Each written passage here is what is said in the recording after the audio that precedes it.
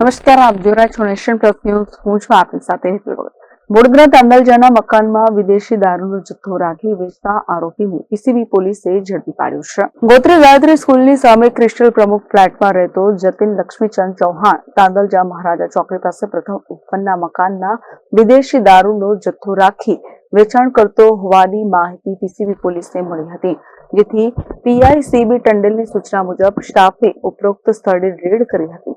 મકાનમાંથી પોલીસને વિદેશી દારૂની 180 બોટલ કિંમત ₹2.4 લાખની મળી આવી હતી. પોલીસે આરોપી સામે ગુનો દાખલ કર્યો છે.